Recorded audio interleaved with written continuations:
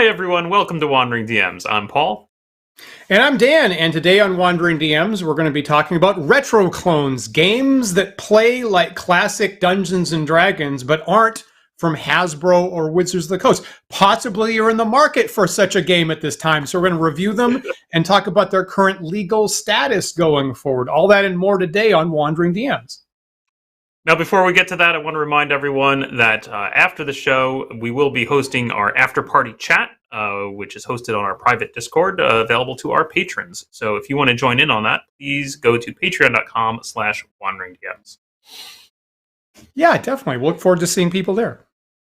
So, what an interesting season. What an interesting, volatile season 5 we're having on Wandering DMs, largely because of the entire indie classic D&D industry being completely thrown into the water over Wizards of the Coast's determination to deauthorize the open game license, which has been the foundation for most indie classic D&D stuff in the old school Renaissance for over 20 years. And everybody is scrambling to deal with it, and everybody is scrambling to change how they're going to publish stuff going forward.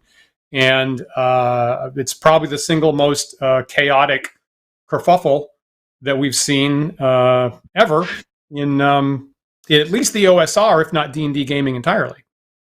Yeah.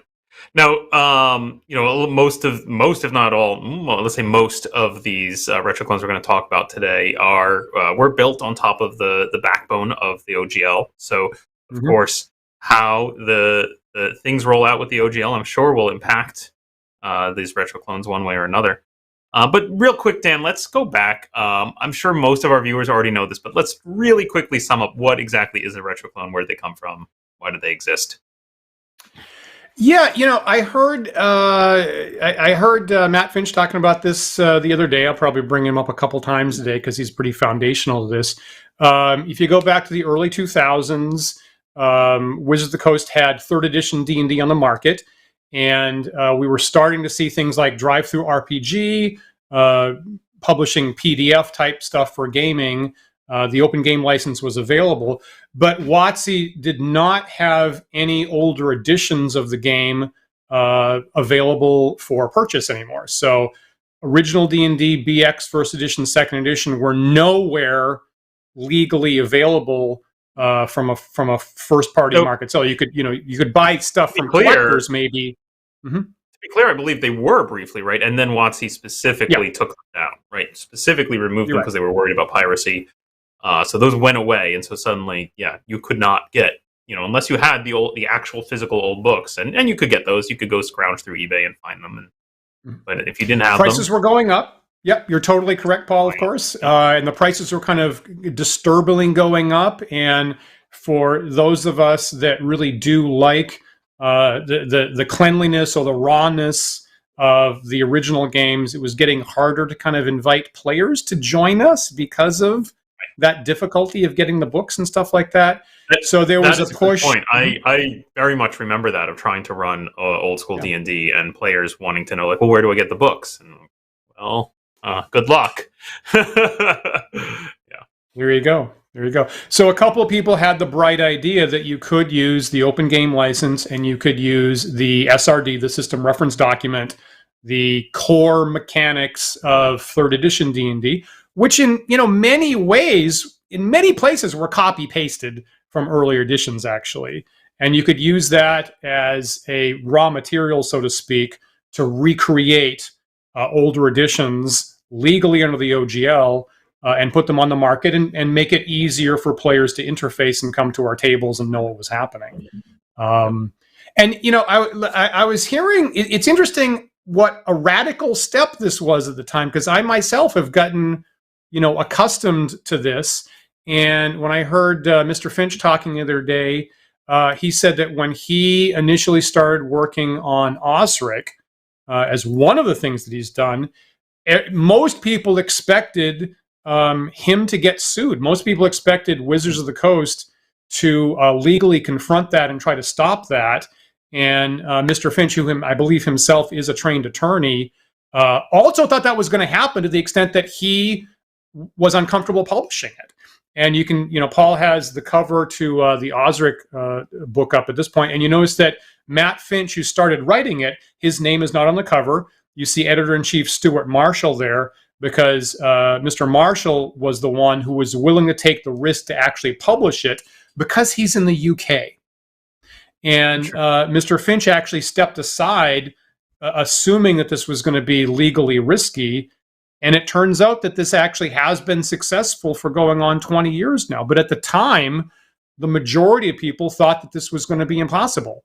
And it turns out that, at least the way things have gone, this has been on the market for a couple decades now. So that was the first one, was it then, Osric? I believe most people point to that as second. Most people point to Castles and Crusades as the first one in 2004. And of course, Castles and Crusades is published by Troll Lord Games. And almost every single game we're going to be talking about was founded on the OGL, the Open Game License. And so most people point to Castles and Crusades in 2004. Again, Matt Finch was the editor to the Player's Handbook. He wasn't the only person working on that, but he was among the team of people that did that Castles and Crusades game. I think there's an interesting historical footnote to point out here in that 2004, of course, I believe was the year that Gary Gygax passed away. And so in addition to having all of these, having the old editions vanish from the stores, right, unable to purchase them anymore, interest was on the rise because of nostalgia, because of the news of Gygax passing that really kind of ripped through even mainstream news media. Right? It was a big. That's a really good point. That's a really good point. And I should point out, there's a lot of things that now that I'm like a fish in water, I overlook. But of course, Castles and Crusades was actually the name of Gary Gygax's gaming group in Lake Geneva. Passed away in 2008. Was it Arneson that passed away in 2004? I swear I have 2004 in my head for some reason. Good question. I'm sure one of our viewers is gonna specify which Arneson passed away in 2009. Why do I have that in my head? Well, I was wrong. Totally wrong. It was, clearly things were shifting and changing, and Castles and Crusades was the name of Gygax's gaming group prior to D&D being published. So all those things were clearly shout-outs to their legacy, definitely. Yep. And being pointed out in chat, of course, 2004 is the year that 4th edition was published, and that certainly was causing a bit of a schism in the community. Yeah, I think we all point to even 3.5, right? Even the 3.5 edition starting to be really volatile and starting to change lots and lots of stuff that we considered core to Dungeons and Dragons. Really allowed a lot of people to go off on a tangent, look for other games, and there was kind of a large schism happening at that time. But yeah, CNC, 2004. One thing that's interesting that I'll point out is that, to my understanding, Castles and Crusades actually didn't. I'm a little fuzzy on some of these details, but Castles and Crusades, the first Retroclone, wasn't in the habit of permitting other people to publish stuff using their work. That idea sort of came later on. My Castles and Crusades, to my understanding, didn't actually allow other people to publish for Castles and Crusades until just 3 years ago, until like 2020.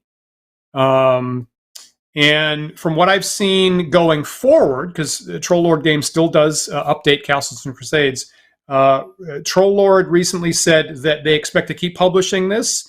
They expect the rules and the mechanics to stay the same. They're currently fixing our OGL, and they might need to make some nomenclature changes to make that above the board.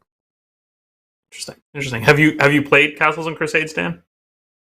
So unfortunately, and any of our viewers, Paul and I agree. Feel free to tell us what your experience has been with these. I'm a big D&D guy. I am actually not someone who plays a large variety of different games. I do actually tend to spend my time focused on, improving and refining my play of original Dungeons and Dragons. So of the things we're going to talk about today, and there's a library of like 20 things we could talk about. I've only actually played 3 of them, and Castles and Crusades is not one of them. So if Castles and Crusades or something else is something that you love, tell folks about it in the chat, and we all want to hear that.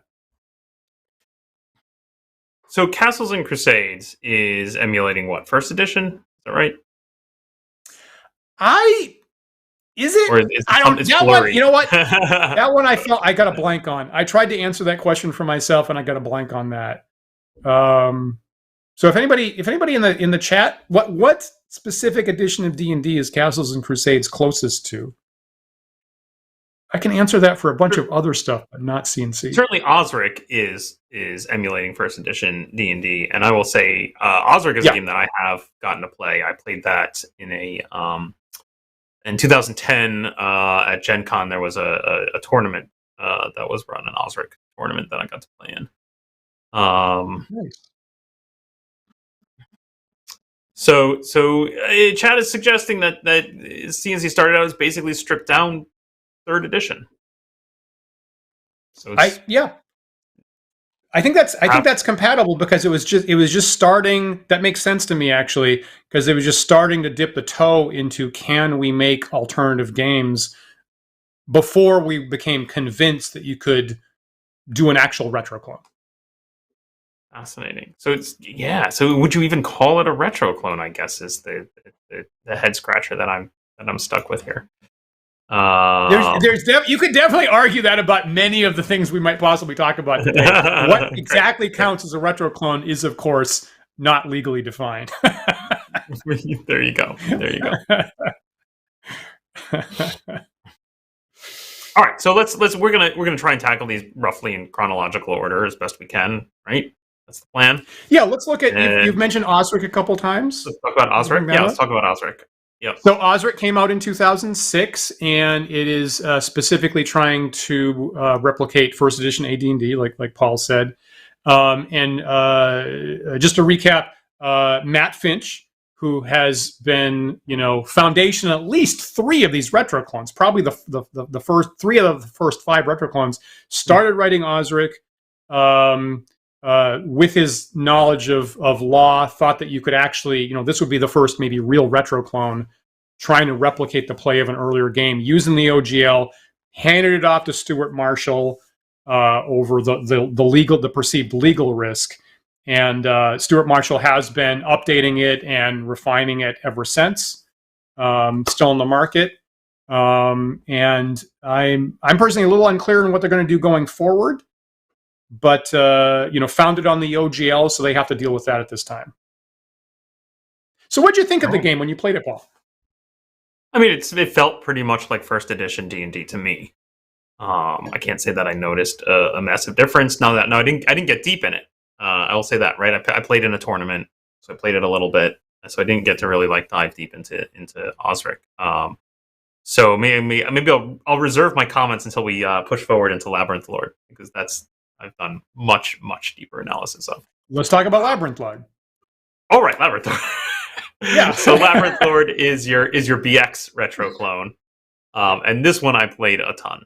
This one I played an absolute ton. I think when I was starting to get into old school D&D, and I initially played a little bit with wouldn't it be fun to run a BX game? And I think I did that. And then eventually that launched into a campaign, and I hit exactly the problem we were talking about, where the players were asking, well, where do we get the books? And I said, okay, we'll use Labyrinth Lord. That's available. Let's use that. And so I used that a lot. Also, our friend BJ was super into it, and he would run it at HelgaCon all the time. I even, at some point, took and chopped up the text into kind of a player's half and a GM's half, and printed out my own little booklets that looked an awful lot like the red and blue basic and expert books. So yeah, I definitely dug through this quite a bit. I think I played a few games at early Gen Cons, maybe around 2008, 2007, 2008 when it first came out. I was briefly a member of the Labyrinth Lord Society. I can't remember what it was. Oh, Maybe it really? was just called the Labyrinth Lord Society, something like that. Yeah, yeah. Somewhere I got some Labyrinth Lord stickers around here as a result. Oh, wow. Fascinating. I know at our our house conventions we have in the spring, there were a lot of Labyrinth Lord books on the table with you or BJ, other people. So that was kind of a core part of our play for a while. My home game with our friend Max used Labyrinth Lord for a long time. So, and to be clear, just in case a viewer doesn't know what these things are, when we say BX, which is what Labyrinth Lord is trying to recreate, we mean the basic / expert D&D game, circa 1981, edited by Tom Moldvay and Dave Cook, Zeb Cook. And I think that was the first game that you ever played. Is that right, Paul? The first D&D version you ever played? Yeah. That is the first edition I ever had. So it hit those nostalgia notes for me. The unique thing about it, I think that jumps out to most folks who aren't used to this stuff is it is the version that conflated race and class. So rather than right. So it didn't have separate race versus class in BX. And I will say, BX was my first campaign. Like I actually got a the first ever D&D basic game by Eric Holmes myself, and then I had a friend who got BX and said, Dan, you're the DM. I would like you to run this, and handed it off to me. So my first long running campaign that I ever ran was using BX. And, not only for me, it's not just nostalgia. It's a good game set. It's a really good game set. There was quite a while when the BX basic rules were the number one top seller on Drive-Thru RPG for probably a year or two, I think, when it got there. And, if Gygax and Arneson had a problem with editing and clarifying rules, and they really needed a good editor, Tom Moldvay was a great editor. And made all kinds of tasteful choices. And in some sense, those BX rules were the first, really nicely refined set. And Moldvay makes all kinds of great decisions. He was so talented. And I got to admit, I am hurt by the fusion of race and class. And it's actually the one thing that sometimes prevents me from playing BX or Labyrinth Lord. I mean, certainly it's an easy enough thing to retrofit into your Labyrinth Lord game. Sorry.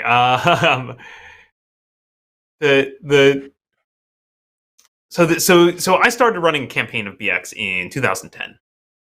And if you search my blog for Labyrinth Lord, that's paulsgameblog.com, you'll certainly find lots of things in there about Labyrinth Lord. And specifically, though, I started to try and the problem I think was I was having while running this was that I had so internalized so much of BX because of it was the first game I ever ran, and I played it as a kid and whatnot.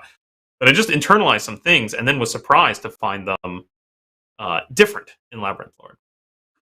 And so I started trying to clean it up. And I think the very first thing I did is I actually ripped out the spell descriptions out of BX. And I was like, we're going to use the original BX spell lists because I didn't like the Labyrinth Lord spell lists because they come out of the 3rd edition SRD. And so there was some odd things in there. And then more and more, the more I started to analyze it, the more I started to house rule it. And I started, I remember doing a big comparison of equipment lists and, just other details of, weapon damage. And it's just all these things that I kept being like, well, right, because it came out of the SRD, it has this weird thing in it that I don't like, so let me house rule this piece and this piece and this piece. And eventually, I got to the point where I said, screw it, we're just playing BX. And I got rid of Labyrinth Lord because I found I'd house ruled it to death, basically, to try and get it back to actual BX. Which is interesting. And then maybe that's just me. But I think it's not just BX. No. I mean, so for me, right, I've got tucked into my Moldvay basic book, which is right behind me here. I have a 1-page sheet of the things that I would have to house rule to make BX make me perfectly happy, because probably about once a year, I go, boy, I should just play Mold Bay BX. Maybe that's what I should do. And then I open it up and I remind myself, no, these are all the things you're going to have to change here to make yourself happy. And then I go, right. And I go, I'll check back with you next year. That's hilarious. Now, I will say, Dan, you and I have done a lot of things in the past on the show or on our blogs where we've talked about the history or evolution of a rule or a spell or whatnot. And I feel like usually when we get to the BX entry, we both kind of breathe this sigh of relief, right? That there's like, we'll talk about like what's in OD&D, and we'll talk about what's in Homes Edition, and then we'll get to BX and go, yes, the editing happened finally. And this is far more readable. Yeah, totally. And, and judicious, tasteful choices about the rules themselves, particularly spells and stuff like that, spells or monsters or things like that. Yeah. Just such great work. We all we missed Tom Moldbay so much. Wish he was still around to help us out. Yeah. Now, I'll point out too, Labyrinth Lord had an advanced version that I think tried to more roll in more first edition AD&D-isms, which is very interesting because again, that really speaks to my experience as a kid of having the BX set and then also buying some first edition AD&D books and not really understanding that they were different products. And so I definitely played a mishmash of the two. And I feel that reminds us how different things are now. Because, at the time for us, we felt, I would say, big differences between advanced D&D and basic D&D, big differences, but, or between first edition and second edition. But, with a historical lens, those differences are very minor compared to the large amount of volatility that Wizards of the Coast was willing to put into third edition, and then fourth edition was totally different, and then fifth edition was totally different from fourth, and the amount that those are just largely totally incompatible, and the earlier editions, many people mixed and matched different versions and didn't even know they were doing it.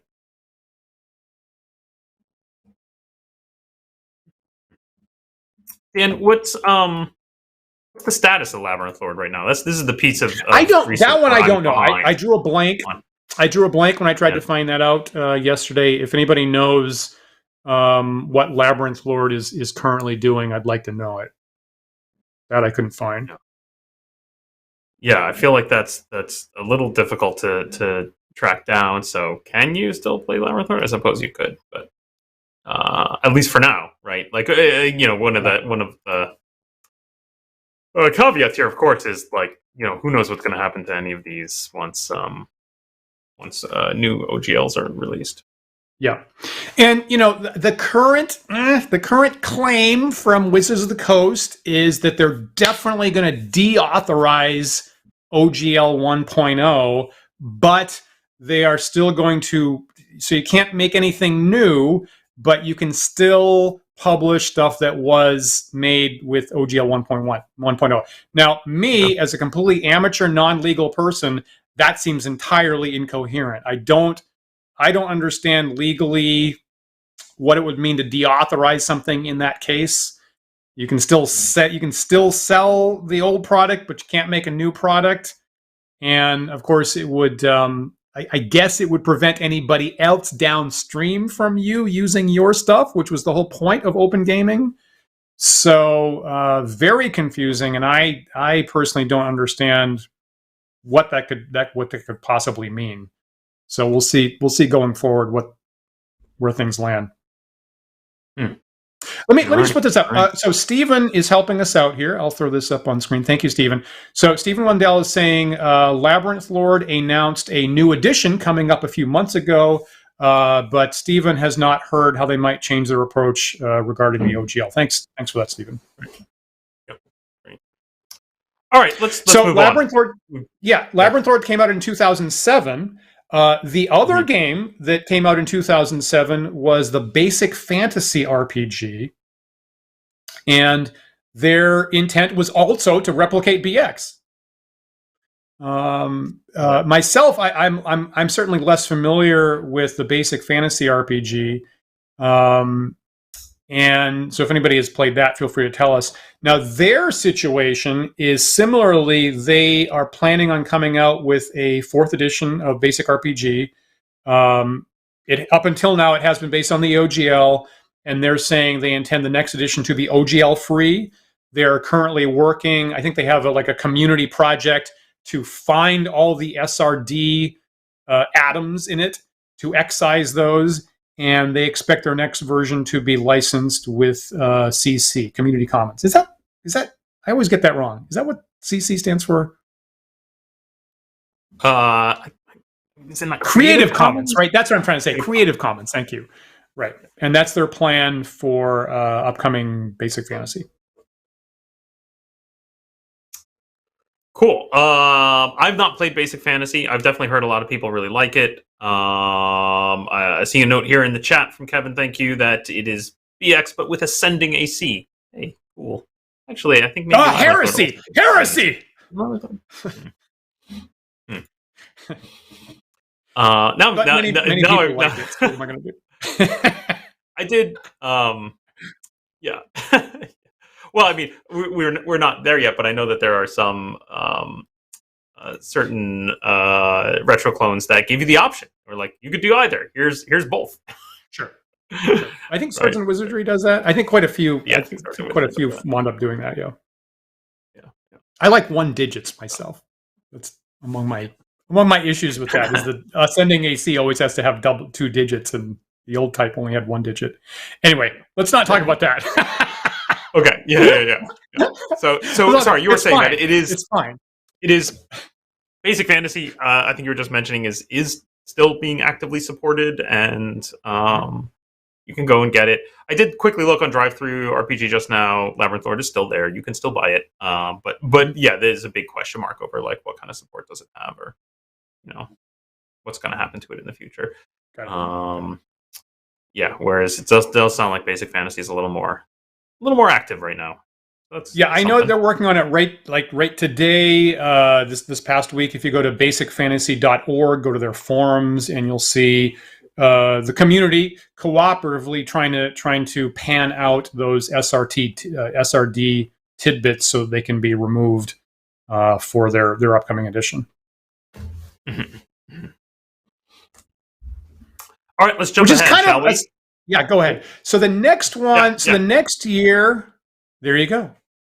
It is Swords and Wizardry. We were already hinting at it. Let's talk about Swords and Wizardry. Yeah. Haven't run it myself, but I have played it a fair amount. It's still being published by Frog God Games.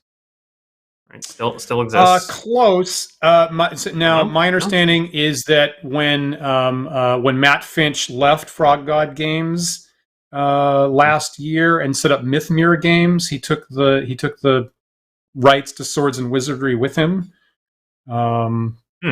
So I'm not sure if it's. I mean, certainly, I know Frog God Games still has a bunch of adventures that are compatible with Swords and Wizardry.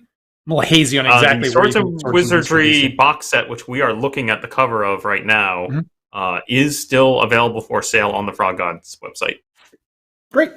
So I'm glad to hear that.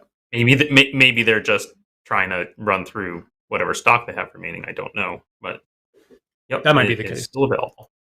Yep, that might be the case. Yep. So Swords and Wizardry came out in 2008, and the intention here is specifically to recreate original Dungeons and Dragons, the 1974 white box set is the intent. And once again, this is another game by Matt Finch. So Matt Finch sat down after, post Osric, specifically wanted a game that worked like the original core rules to D&D from 1974. And he's, like we said, that's been published at Necromancer Games and Frog God Games, which are sister companies. And they've, for many years, they've been publishing adventures that have 5th edition stats and also have Swords and Wizardry stats for old school gamers like us, which has been super nice. And again, Matt Finch, very tasteful editor, probably among the most detail-oriented people that we know of. And he, what are they going to do going forward? So he has this new company, Mythmere. He has been intending to make a new edition of Swords and Wizardry this coming year. He's been working on that for a number of months, to my understanding. We've had Matt Finch on this show a couple times, like at least twice. So if you go to our interview with him last year, I think he was talking about the new Swords and Wizardry that he was working on at that time, actually. And I saw an interview with him this past week on a channel called Capped Courageous. And he's playing a new Swords and Wizardry. I guess he is, this was originally OGL based. He's going to move away from the OGL. I guess he has had his own license called Old School Gaming License, the OSGL. I guess is what he's had for a while. And currently up in the air, he's going to observe what happens with the Orc license, study the Creative Commons license a little bit more. Not entirely sure where he's going to land with that. Probably he thinks he's going to have to change some spell names and monsters, but the core mechanics he expects to keep the same. Right. I mean, interesting that this is, being, developed by somebody with a legal background. So that's, you can bet that licensing will be very carefully considered. That's great. I agree, and I mean, this is sort of a recurring story. This January 2023 is all of these, indie Retroclone publishers seem to be going in this direction. Most everybody says we've got to remove the OGL now, no matter what happens going forward, and we've got to remove SRD text going forward in order to keep allowing people to use our stuff and to build upon our stuff. Of course, last week, we had Justin Alexander on, the Alexandrian. Had a great interview last week, if anybody didn't see that. And, Justin has categorized what WotC's doing as a mass act of cultural vandalism. And all these games that were interoperable and interlicensable has just been, nuked. And everybody has to figure out in their own way now what they're going to do for licensing going forward, and it's really like a pane of glass. It's just been shattered to pieces. Yeah, I mean, it looks to me it appears that the silver lining of this is the development of new licenses that are more thoughtful, are considered, are built by the community rather than an individual company. Right? It would be nice to see stuff come out and put under a license that is not under the direct control of somebody who has a vested interest. I guess that's true. I guess that's true. I'm also relieved yesterday when I saw this to hear that Matt Finch thinks that the core mechanics can basically all stay the same, even not relying on the SRD or the OGL. So if we can continue to play a game like classic D&D, which WotC is clearly washing their hands of and considers persona non grata now, that's actually a great relief if we can make that happen going forward. And apparently these people that are smart about legal issues think that seems pretty clear. Great. I'm going to throw up another comment by Stephen, but and this is something that Stephen said to us in the past in our after chat on Discord, actually. And he's saying the burning of the open game license could spark a whole new era of the OSR. And, Stephen, that is way more optimistic than I normally am. So I had to hear that today. Thank you for that. Let's keep pushing through, Dan. What's next on your list? How about Pathfinder, the next year in 2009? Have you heard of Pathfinder? I've heard of Pathfinder. I haven't. Yeah, you heard of Pathfinder? Would you classify that as a Retroclone? Well, I don't. I don't know. I feel like I had to throw it in here because, right? I don't know. I had to throw it in here because it's in this historical basis. It again was founded on the open game license, right? And of course, is really plays like third edition. There's no question about that. By the company Paizo. And, among the things that's interesting about Pathfinder, of course, is that it's based on the open game license. It's, initially based on the system reference document. And for a couple years in the 4th edition era, Pathfinder was outselling Dungeons and Dragons. And that seemed impossible at one point. I think for many people nowadays that also seems impossible. But there was a time when Pathfinder was the #1 role-playing game on the market. It was not D&D. And, this month, so Pathfinder, Paizo is still the largest role-playing publisher other than WotC. I mean, they're like 1% the size of WotC. What are you going to do? But they are the largest role-playing publisher other than WotC. And they've been very vocal that, they do not think it's legal for WotC to deauthorize the OGL. They've said they are willing to defend that in court. They are leading the creation of a new license that they're calling ORC, the Open Role-Playing Creative License. And they are spearheading, I think, as many as like 1,500 independent publishers have signed on to join the discussion around the ORC license. And they're very much leading the way about what to do next if the OGL goes away. So I feel like we had to talk about Paizo in this discussion. Yeah, that makes sense. That makes sense. I certainly remember an era of attending local game conventions such as TotalCon and seeing the presence of Pathfinder outgrow the presence of D&D. Right, that like Pathfinder was dominant for sure, at least in those settings. Yeah, totally agree. Great products. They look great. And interestingly, with Pathfinder, they have a second edition that came out, a year or two ago, I think. Made a lot of changes. From the original, 3rd edition rule set. And I see some people say they moved so far away from that initial SRD that they didn't really need the OGL, but they still included it with the idea of allowing other people to make supplemental works built on it. So I think that Paizo is pretty clear that they can remove the OGL and the remaining SRD stuff, and they're probably going to do that going forward with Pathfinder. All right. Excellent. Have you played Pathfinder, Dan? I have not. Yeah. I have not. I've considered, I've been in a gaming store and I've been looking at the Pathfinder books, and I was in a defense class at the time and thinking, if I get assaulted here, I should use one of these to defend myself.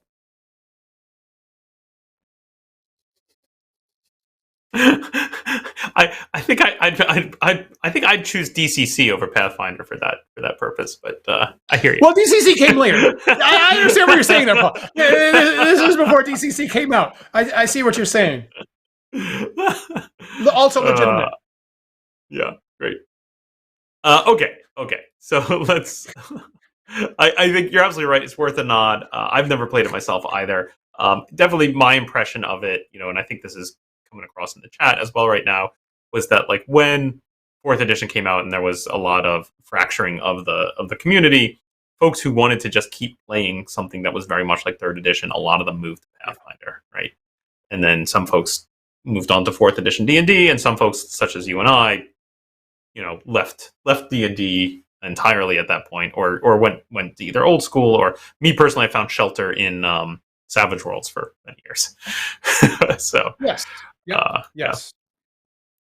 And I think some of them are also dealing with this. I think there was a Pathfinder Savage Worlds edition, or if I'm thinking correctly, or one of the other Retroclones had a Savage Worlds edition, and that particular edition is dealing with all these OGL issues all over again, to my understanding.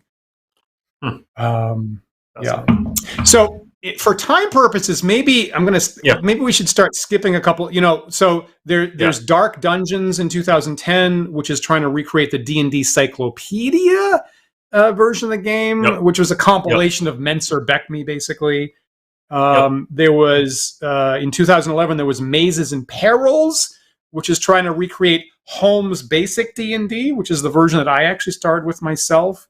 And then it was 2012 when the Dungeon Crawl Classics game came out.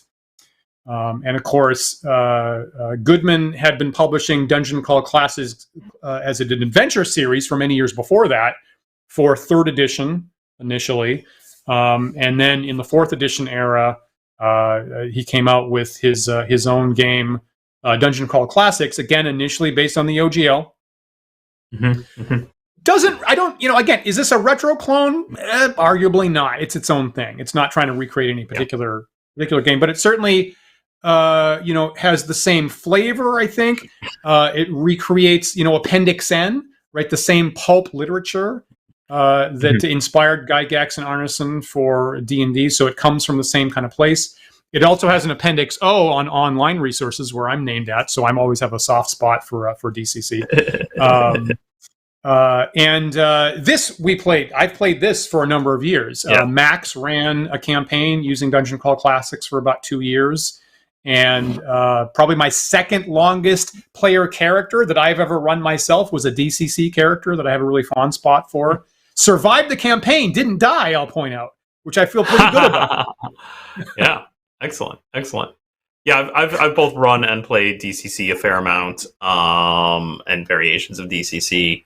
It's definitely a fun game. I think you're right that it pushes the boundary of, like, is it a retro clone? I mean, it's certainly inspired by old school D&D, but it is trying to, take all the elements of old school that the authors loved and turn them up to 11. It's interestingly, when I was doing the research on this one, it has its own license for content. If you want to write content for DCC, there's a separate license for that. That's not the OGL. Is that right? Okay, that you have more information about that than I do. The interesting thing was, so there is this they offer a, quote, formal license and official logo to attach to your product if you want to make DCC content. It's totally open and free. I know I've not actually seen the text of this thing. It seems like you have to, email them and they'll send you info. I don't know. Maybe it's just a printout of the OGL. I don't know, but my guess is not. My guess would be that's to indicate compatible with the trademark DCC, and ever since the OGL came out in 2000, WotC had two separate licenses. One for the content of the rules, the mechanics, which was the OGL permitting you to use SCRD, and they had a separate D20 system license to put the trademark on your work, which is a separate thing. So I'm guessing that completely sight unseen, that probably that separate license is analogous to the D20 system license for the trademark, and probably the mechanics were, at least initially, just flowing right out of the OGL and the SRD, I'm guessing. Yeah. So you and I also surmised. Oh. And how many points were I wrong about that? Manahan here is saying that DCC does not use the OGL, and you are correct about that, Paul. Okay, there you go. We also surmise that there is a stronger connection between Goodman Games here and Wizards of the Coast, right? Because for a while they were producing modules for officially, right? For I don't know what edition, 4th edition, maybe the 4th. They were specifically producing old school inspired modules. Yeah.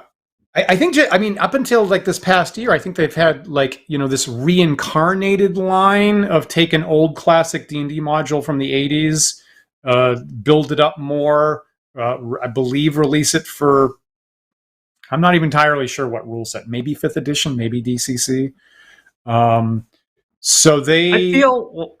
I feel like I remember, I'm just looking it up really quick here. I remember Dungeon Crawl Classics actually being, before it was its own system, was like a brand, right? That they were using to publish modules as Dungeon Crawl Classics, and they were old school inspired modules for current editions of D&D. I'm just looking up on Wikipedia, and I see that there are actually quite a lot that were printed for 3rd edition, and then later for 4th edition, and looks like only after that did they start producing modules for their own system.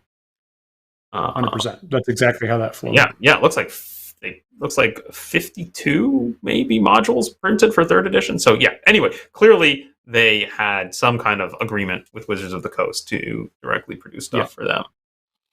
Yeah.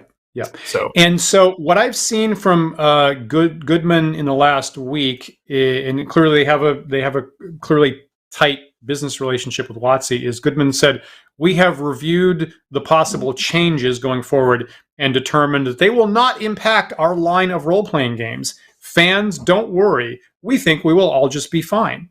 So that's not giving any detail about what license will be used going forward or what changes they need to make. That's just like, we'll be fine. And I personally don't have any details on why he thinks they'll be fine. So I guess we'll see in the future. Yep. All right. Shall we zoom forward? What's next on the hit list? Things that I have very little information about. In 2013, there's Blue Home, which is another game trying to recreate Holmes Basic, which I love to death. I know nothing. It definitely, as we created this list and started talking about stuff, I'm like, there's things on here I had no idea existed. Okay, great. Right.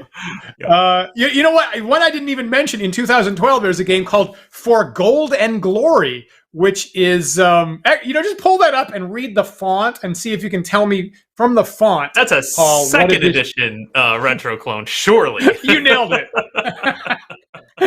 You nailed it, right? There you go. You just tell from the font right there. That's, you know what? That's all I know about it. Okay. That's literally all I know about it. After Blue Home, same year in 2013, there's a game called White Hack, which is another game trying to recreate the original D&D little brown books, which of course came in the white box. So White Hack is attempting to recreate this that we all love. I love. So there's Christian Merstum's White Hack here, 3rd edition. I love how he publishes it. He publishes a little book. To me, it looks like an academic book. It looks like one of my math books behind me, frankly. Yeah. And I actually look at this and go, I should have thought of that. That's great. That just looks so marvelous. Like one little hardcover book with everything you need in it. Just really hits my sweet spot. And let me see. So, Christian with White Hack, I believe like 1 week ago, when the OGL supposedly had this deadline of January 13th, he pulled White Hack distribution down from online. It was not available for a week. And then when WotC came out and said, well, that deadline's passed and we're going to permit people to continue publishing old stuff, he brought it back. So right this second, White Hack is again available. And Christian says going forward, he's going to work on removing the OGL from that. Okay. All right. Never played this one myself. Certainly have heard it talked about quite a bit. Mm-hmm. And I feel like it's same for me.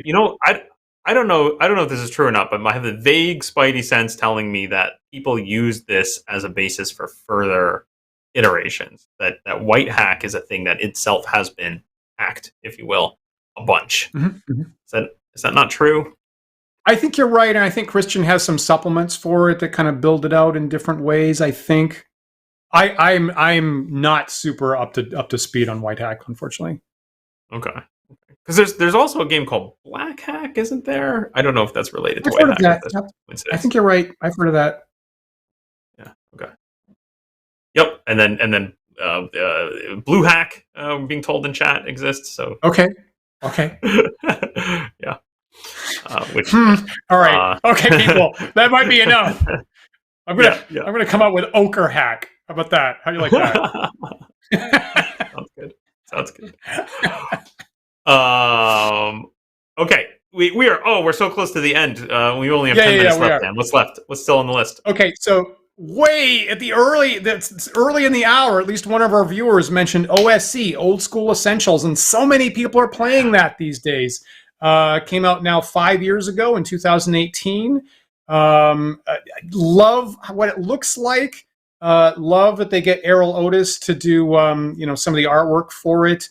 Matt Finch was saying that last time we had him on that some of his adventures are being published for OSC nowadays, and how he is dealing with their format for that.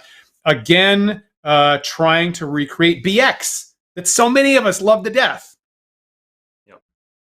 Initially. No, their website still shows their new game set is coming soon. Estimated early 2023, which Yep. Is this still Yep. happening, Dan? As far as you know? Okay. My understanding is yes, and again, they're such a big hit. People love OSC, and they're very active. They're very, very successful. My understanding is that they have just went into turbo mode to de-OGL the game. They're planning on. They think they're definitely going to continue to be active. They are committed to continuing to roll out product, and currently they're again working to de-OGL the version that they were working on for this year. Makes sense. I know this is a OSC is another BX clone, correct? Correct. Yeah, great. Haven't played it myself. Yeah. What else you got? Likewise. So I got, and I should have played this honestly. There's also a game called Morkborg that came out in 2020. And boy, don't we love their art style and their graphic design, their website, Paul? It is very eye-catching. It is very yeah. I can't say that I feel confident navigating their website. And so, of course, Morkborg is, it's meant to be edgy and metal and heavy metal and disturbing and dark and all those kinds of things. Came out in 2020.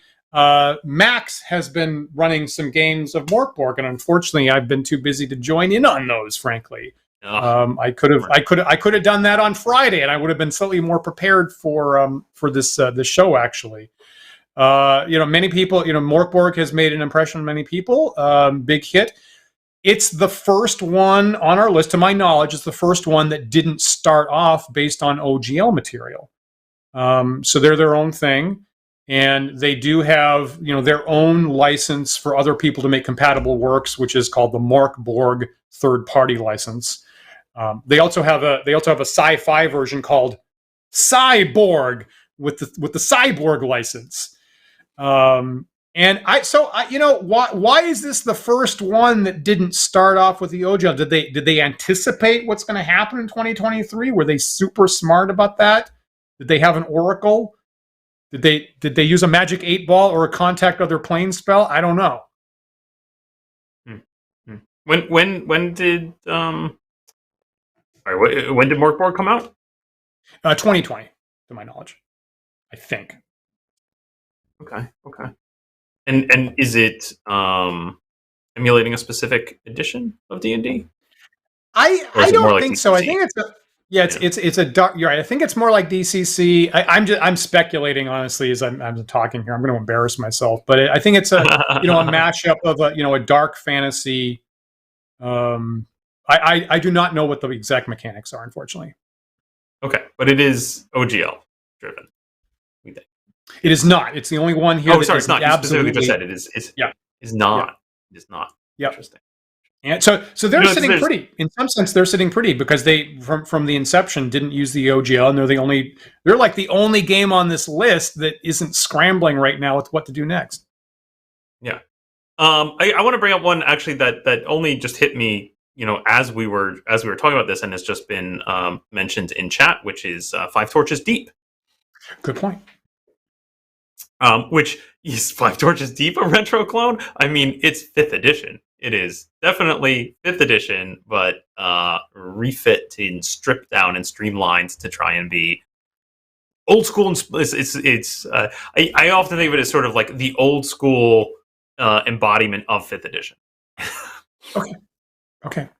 Kind of like Castles and Crusades for 3rd edition. Yeah. I think that's a good comparison. Yeah. But I don't think it's. I've been hunting to see if it's OGL, and unfortunately, I don't have a hard copy of it somewhere. Not sure where I set that down. Not within reach. Is it OGL based though? I think maybe not. I think not. For what that's worth. I overlooked that. Thank you for bringing that up. I should have had that on this. That's a good point. I'm gonna collegially bring up a message from one of our viewers, our excellent viewer Ash Adler, who's contending with me here about Morkborg, saying it's not the first without OGL if it's 2020 because SWN dropped OGL in the 2017 edition. Totally agree with it. Of course, Ash is correct about that. To my knowledge, Morkborg's the first one that started off in its first printing not using the OGL to begin with. And many of the other things on our list started OGL, maybe removed it later. And unless I've missed something obvious, Morkborg's the first one that didn't even start off with the OGL. Dan, we are now someone can pop in and tell me why I'm wrong about that statement. Okay, well, you feel free in chat to tell us all the things that we're wrong about, which is plenty. It's plenty. Thank you for fact checking us, chat.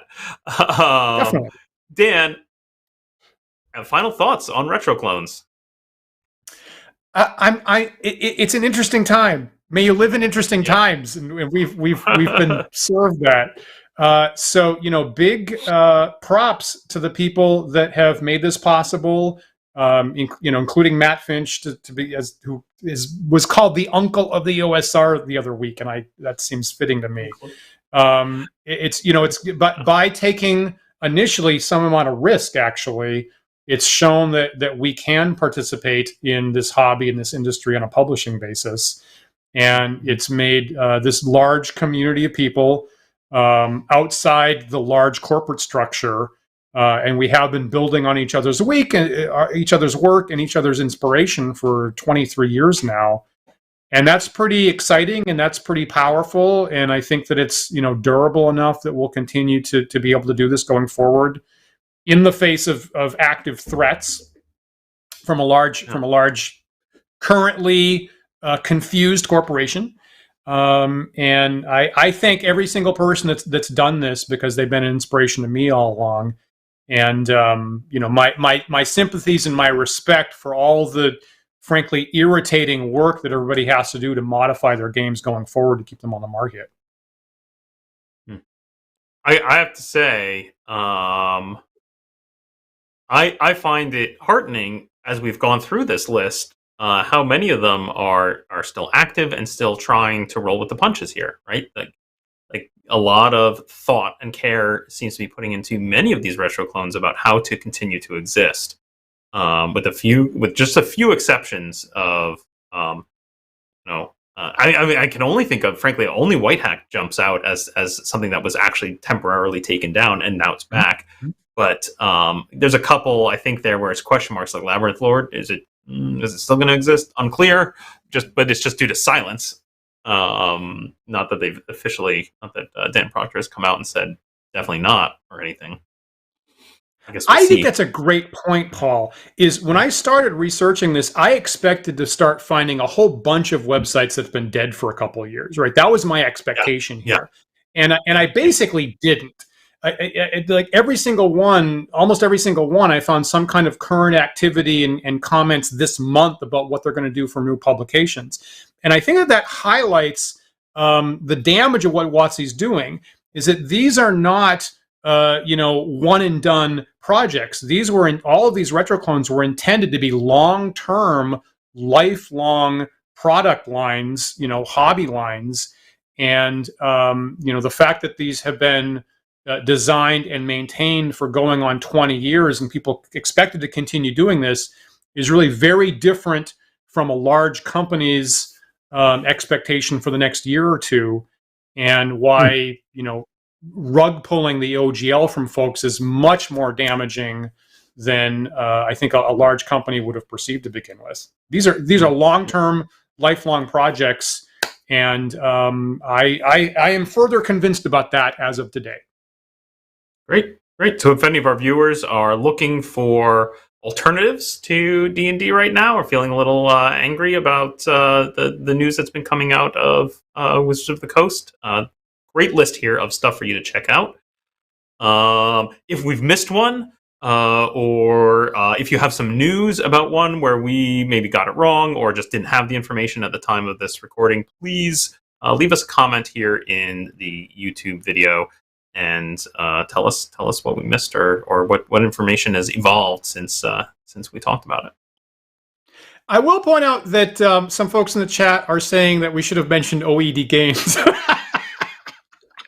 Which, of course, is... right. So feel free to go to oedgames.com and you'll see my couple of supplements and refinements for original D&D. And the OED house rules are free for download if you're playing anything like original D&D or any of these retro clones.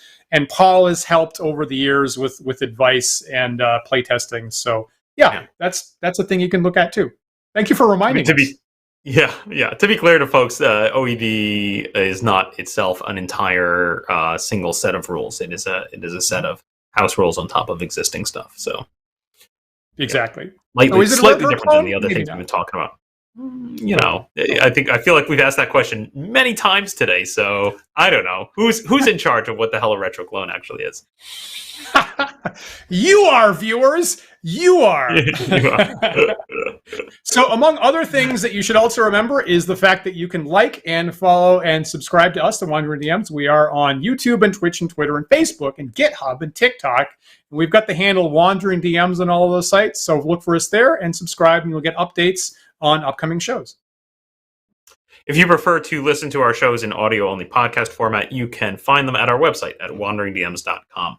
Or you can find them on third-party podcast carriers such as iTunes and Google Podcasts and Spotify and Stitcher and Pocket Cast and others. If you are listening to the show right now on one of those third-party sites and they have the ability to do so, please leave a rate and review our show on that site. That helps other users of that site find us, and we really appreciate it. Yeah, we definitely do. And of course, big thanks to our patrons who support the Wandering DMs show. If you'd like to join them, please visit patreon.com/wanderingdms, and you'll see our different tiers. And you know what? Every single tier gives you access, like Paul said at the start of the show, to our Discord server, where we have our after party chat every Sunday, a couple minutes after the show ends. And so we'll look forward to, this is probably a particular day where I'm going to need viewers to tell me more about their experiences with some of the retro clones, because there's so many that I haven't had an opportunity to play. So I'll look forward to continuing the conversation a couple minutes after that. Look for our other shows. You know, we started the new season of Book of War last Thursday with me and Gamma Dan. We're calling him. And this season we are rolling out with our mass war game for classic D&D, and we're rolling out hero units and solo units. So we used high-level lords for the first time, and probably in another week we're going to have dragons and wizards on the table. So we're kind of playtesting that stuff for the first time, which is kind of exciting. And hopefully that folks will join us next week, because next week we have scheduled as a guest Linda Cadega, who is the journalist at Gizmodo IO9 that broke this whole story about Wizards deauthorizing the OGL and coming out with a new OGL in the first place. So we'll really look forward to speaking with them, Linda Cadega, next week, January 29th, I guess. So hope folks will join us again then. Excellent. I'm really looking forward to talking to Linda and just hearing about their experience and how this all came about. And who knows what news will have broken between now and then. I know, right? Exactly. Right? Like every half an hour before the show starts, I got to look at what's the news now. Well, Linda will just be able to tell us. So that'll be really handy next week. I'm really looking forward to that myself. So yeah, we are live every Sunday at 1 p.m. Eastern Time, and we hope you'll join us again next week for another thought-provoking discussion. We'll see you then.